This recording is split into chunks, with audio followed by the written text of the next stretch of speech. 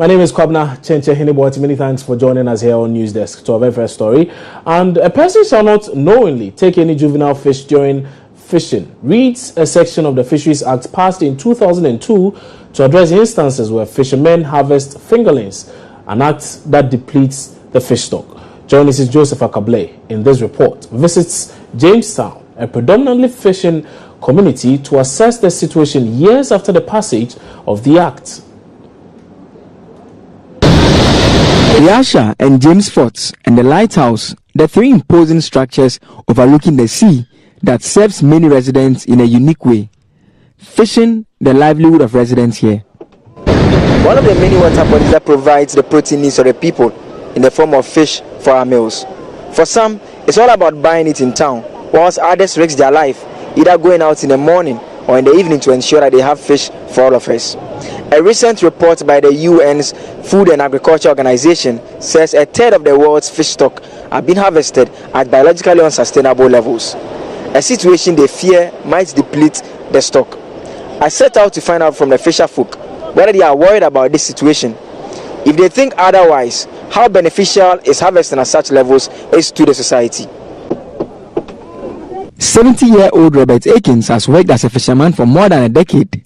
He loves his work. It provides occupation for the majority of the people. Fishing is the chief occupation in these parts of the city. And it provides also income for the women who fry fish and sell fish and so on and so forth. Yeah. So it is very crucial, because otherwise there's no job they will do, except to go and learn some trade. But the sea is there to provide income for them, so long as they are ready to go to fishing. The livelihood of Robert Akins and his family is now under threat.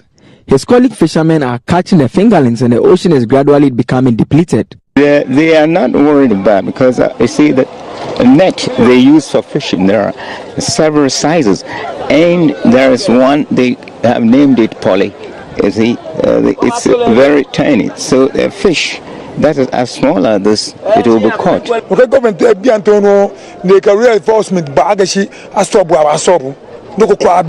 Once government says it should stop, it will cease immediately. It is government that has the power. Government must halt the importation of such nets. The sea is our source of livelihood. We don't protect it, our children will suffer.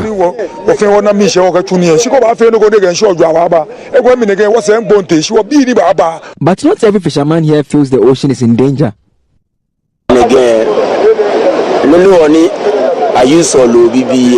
The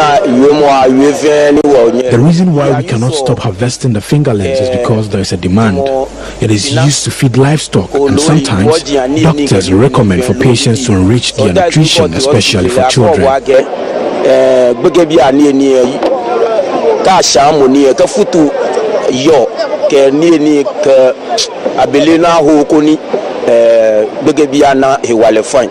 But the major problem is the effect of the light that is being used by the fish trawlers for fishing. It destroys the sea, and we are worried.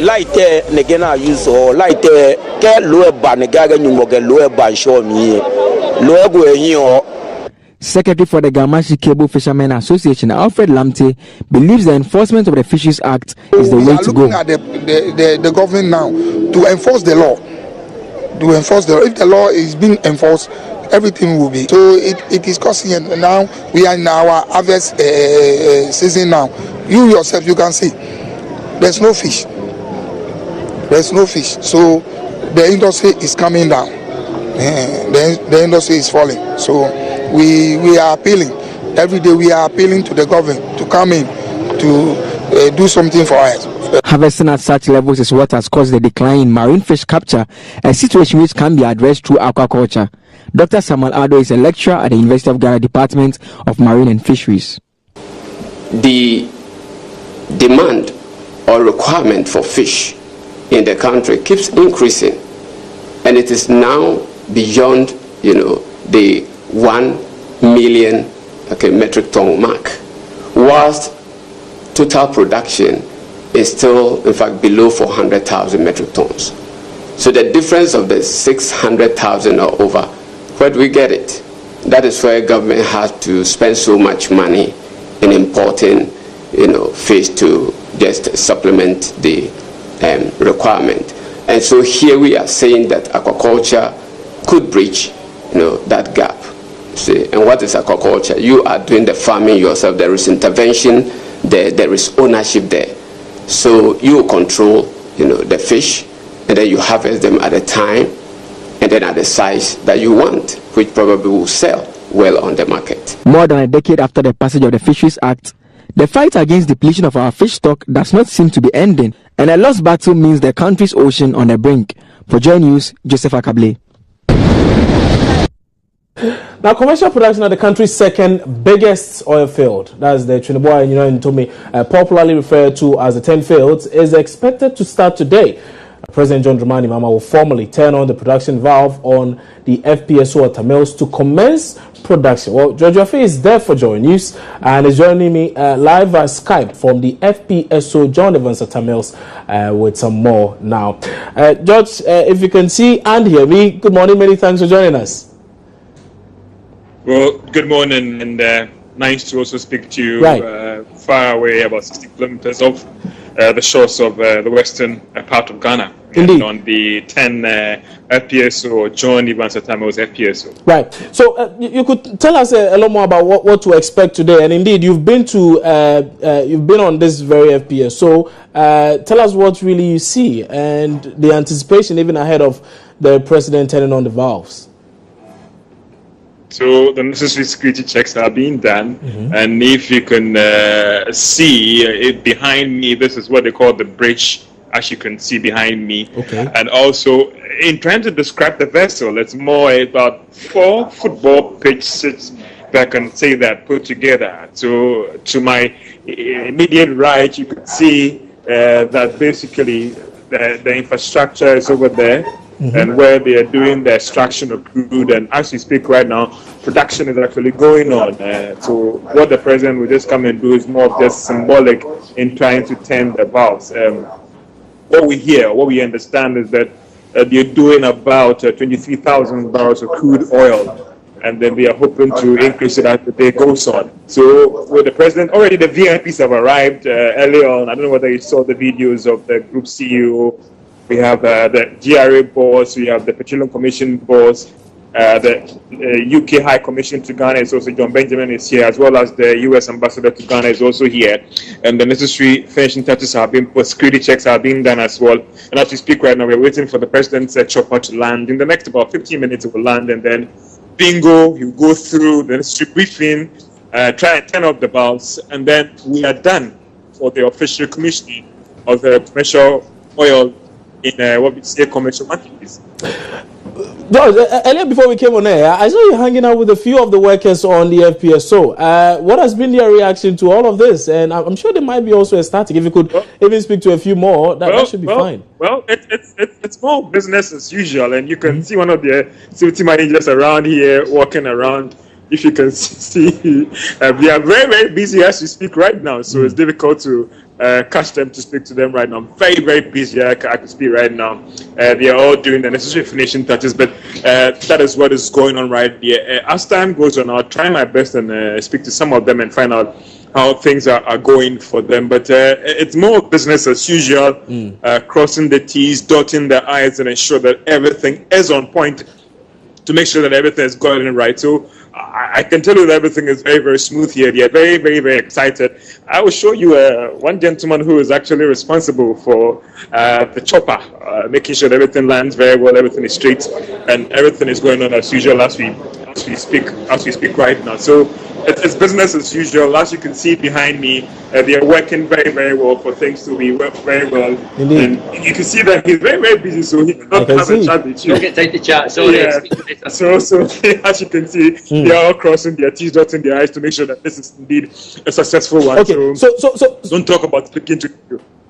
George, just to find out, again, we need to reiterate this. How important is this entire process, particularly to the country's oil field, oil production, and indeed revenue at large? Well, the good news is that just like when you're trying to pump water through the hose, depending on the pressure, gradually it ramps up. What we understand that today they're doing about 23,000 barrels of crude oil. Now, if my calculations are right, 10 Jubilee is doing around 80,000. So in the next few weeks, with respect to our total production from the 2 oil fields, we'll be doing a little over 130,000 barrels. And the good news is that they've learned all their lessons, and they are hoping that production will ramp up to about 50,000 by the end of the year. And so it means that they're going to produce more oil. The good thing also is that crude oil prices are picking up. So it means that revenue for Tullow is going to improve. And don't forget that over the past few weeks, they've been having some challenges, dipping losses and all those things. The more profit the partners make, the more revenue the country gets in terms of taxes. Don't forget that if they're also expanding in terms of more exploration, they might need more hands. So you're talking about personnel needed to help with this extraction. Also, don't forget that the country also needs more revenue from this. So in a long way, it has impact on revenue, it has impact on personnel, and impact on Tullow itself. Don't forget they are listed on the Ghana Stock Exchange. So some good return for shareholders who have invested in this company. Right. Okay, so more jobs, more money. That's great news for all of us, I believe. But George, will be coming back to you when the president touches base on the FPSO, which you say will be in some 15 minutes time. We'll be doing that in the next 10 minutes. In the next 10 minutes, okay, or in 5 minutes, okay, if I'm right. Yeah. That's fine. That's fine. George, many thanks for that very update. And that was my colleague with Joy Business, George Wiafe, who joined us via Skype from the FPSO at Tamils. He brought us some live visuals from the FPSO. And indeed, we are told now that the president should be arriving there in the next 10 minutes or so. If he does arrive in time, we will cross over and bring you a lot more on that very important assignment. We do know that, well, this is going to translate into a lot more jobs as well as a lot more money entirely for the country. You're still watching News Desk here on the Joy Nation on Multi TV. Time now for break. When we come back, we'll tell you some pretty interesting stories, including a feature that focuses on a female boxer in one of the cities here in the capital, one of the towns here in the capital, Accra, because it's quite interesting for me because she chose to drop out of school to focus on a career in boxing. I'll be back with those details. Stay with us.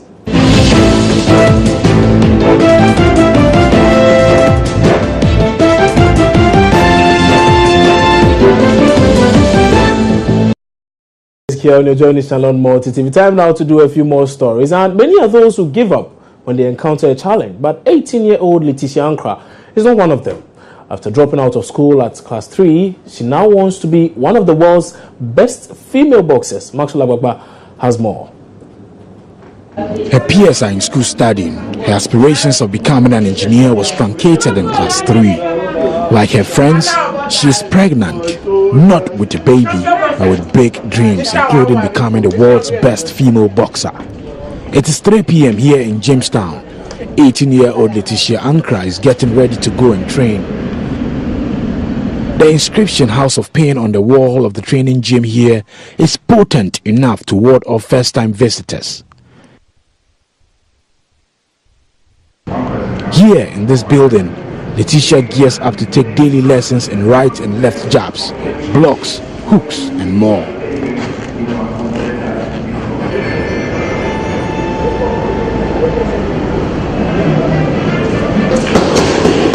Against this punching bag, she punches away her pain of dropping out of school.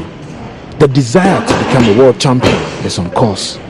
Letitia cannot speak English, not what you even call broken English or pidgin. When Pascal ya castri, mbawa loni ko, loni Pascal ya castri. No, umami ko papa. Funny. Ame. I stopped schooling in class 3. I don't have anyone to support me. My mom sells rice and my dad is a fisherman. I do not enjoy any support from them. My parents did not show any interest in my education, so I decided to pursue a career in boxing. I will box till I grow old and weak. I want to be the best and travel all over the world. We all have choices. Some love football, others love tennis, and I love boxing.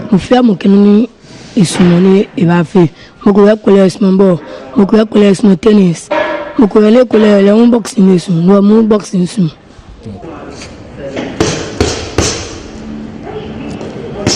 Napoleon Ayatego is a former boxer and the owner of the Real Power Boxing Gym where Letitia trains.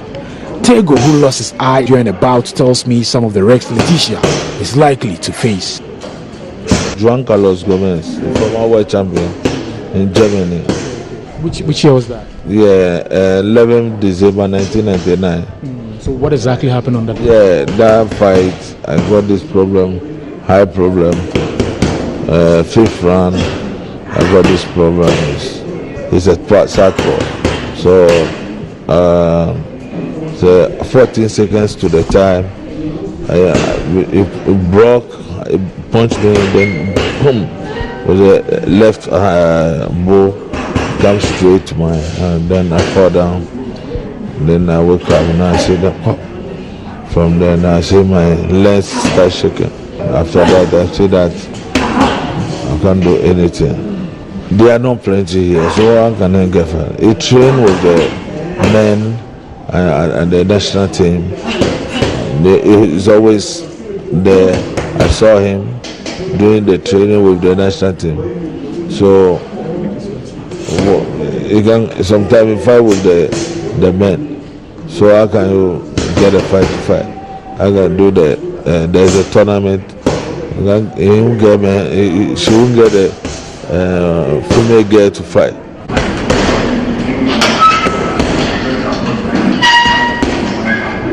Napoleon Hills once said that do not be afraid of little opposition. Remember that a kite of success generally rises against the wind of adversity.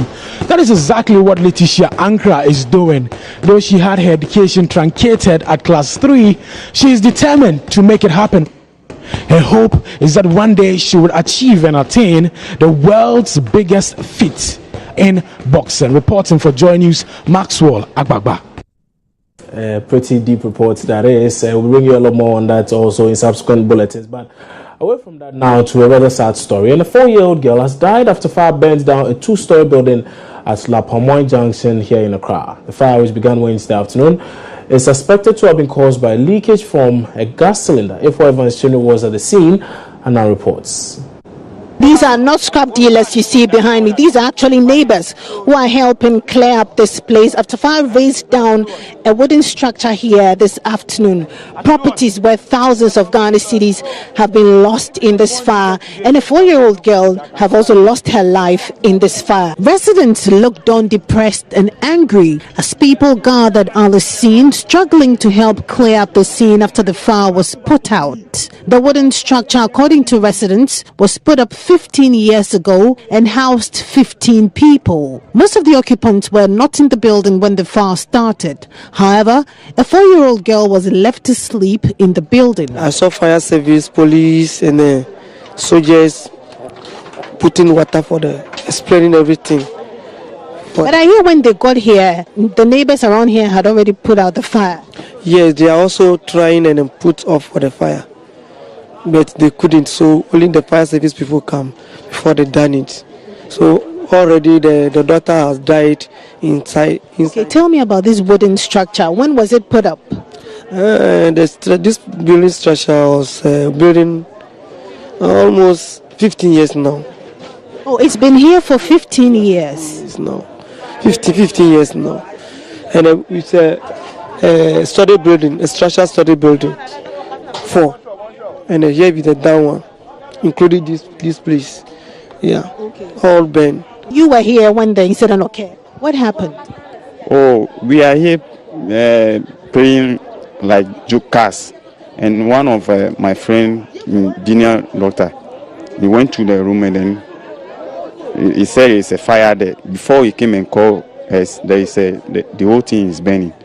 The mother of the deceased collapsed on her way back home upon hearing that her daughter had died. The other occupants are in despair because they lost everything they have worked years for.